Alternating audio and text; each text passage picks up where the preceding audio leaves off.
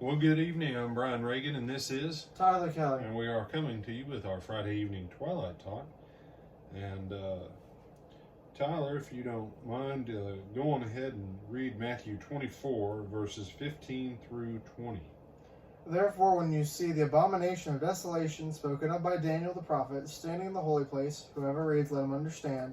And let those who are in Judea flee to the mountains. Let him who is on the housetop not go down to take anything out of his house, and let him who is in the field not go back to get his clothes.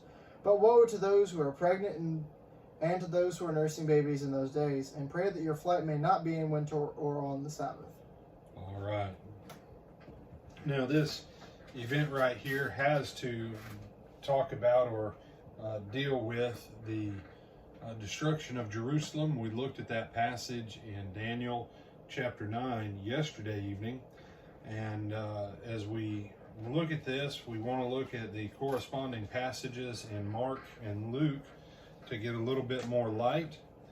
And the Gospel of Mark chapter 13, what that one has to say is Jesus says there, verse 14, he says, so when you see the abomination of desolation spoken of by Daniel the prophet standing where it ought not, let the reader understand. Then let those who are in Judea flee to the mountains. Let him who's on the housetop not go down to the house, nor enter to take anything out of the house. Let him who's in the field not go back to his clothes. But woe to those who are pregnant, to those who are nursing babies in those days. And pray that your flight may not be in winter, for in those days will be tribulation such as not begin. All right, and you say, well, that's basically identical. Yeah, that's kind of the point.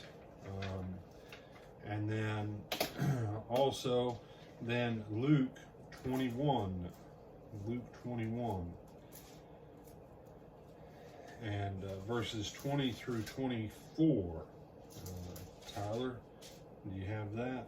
But when you see Jerusalem surrounded by armies, then know that its desolation is near. Let those who are in Judea flee to the mountains, let those who are in the midst of her depart, and let not those who are in the country enter her. For these are the days of vengeance, that all things which were written may be fulfilled. But woe to those who are pregnant and to those who are nursing babies in those days. For there will be great distress in the land and wrath upon this people. And they will fall by the edge of the sword and be led away captive into all nations. And Jerusalem will be trampled by Gentiles until the time of the Gentiles are fulfilled. All right. And then if you flip back just a couple pages there in Luke to Luke 19 and verse 41, Jesus weeping over Jerusalem. Do you mind reading 41 through 44, Tyler? Sure. Now as he drew near, he saw the city and wept over it, saying, if you had known, even you especially, in this your day, the things that make for your peace, but now they are hidden from your eyes. For days will come upon you when your enemies will build an embankment around you, surround you, and close you in on every side, and level you and your children within you to the ground, and they will not leave in you one stone upon another, because you did not know the time of your visitation. All right. And so as we look at those corresponding passages, the simple truth is it's very clear that this is talking about the destruction of Jerusalem. You can scoot your chair back, right? There you go. You started reading earlier. That's what it was. Yeah, whatever. You're the one who started the reading. But anyhow, it's obvious that the topic is the destruction of Jerusalem. And Jesus, and you say, no, it can't be the, quote, rapture, okay? Because Jesus says, when you see Jerusalem surrounded by armies, you and your children, he's talking to the people of his own day and time. There were people who heard Jesus teach that they were inside the city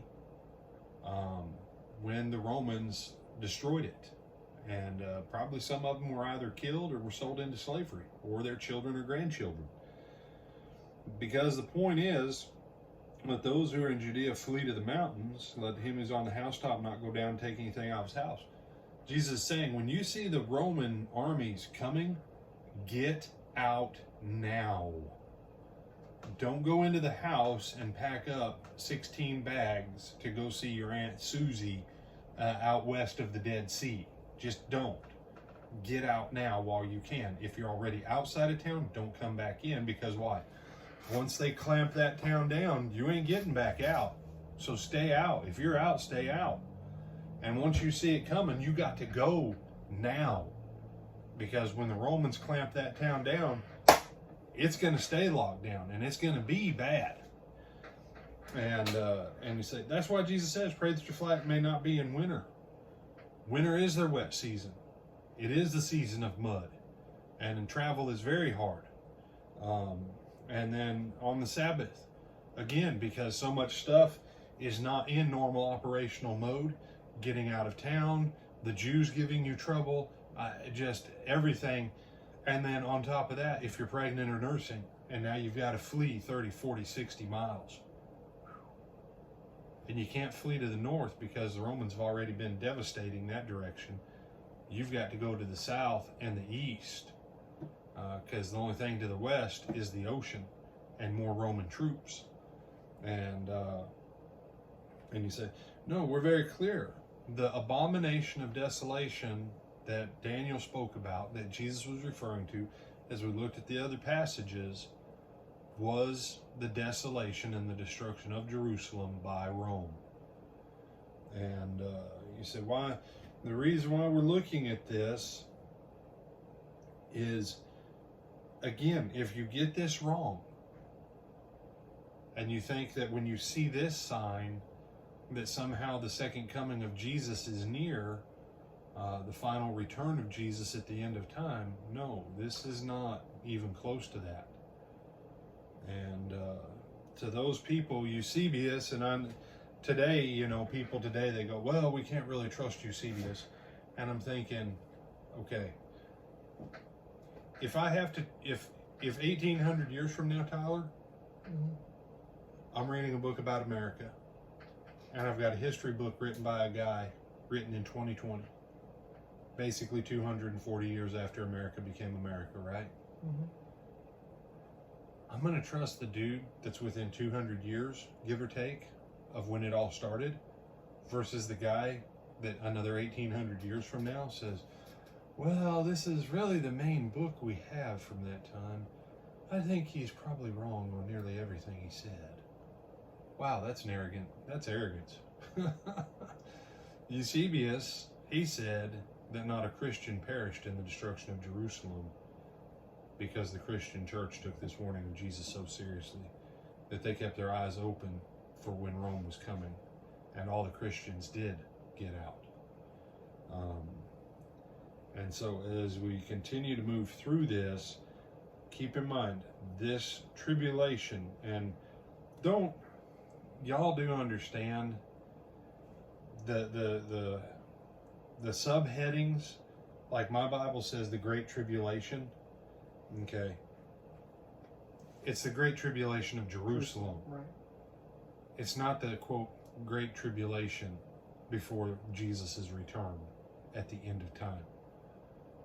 Remember, those were put in by editors in Nashville, Tennessee. They weren't put there by Jesus and the apostles. You're kidding. I'm not. But, so just kind of keep in mind, let the Word of God be the Word of God. The footnotes, the headings, even the chapter divisions and the verse breaks, those were put there by men to make it easier to find stuff, y'all. So hopefully this helps kind of clear up some of that language. And Lord willing, we'll see you again Monday evening for Twilight Talks. But we do invite you to watch our live stream services, or if you are in town, Sunday morning, 10:30, we will be here at the building having services live and in person with people on the ground. Well, in their pews. On the ground sounds kind of, everybody's, yeah. So people will be sitting in their pews and standing occasionally for songs and taking communion together. So we look forward to seeing you then.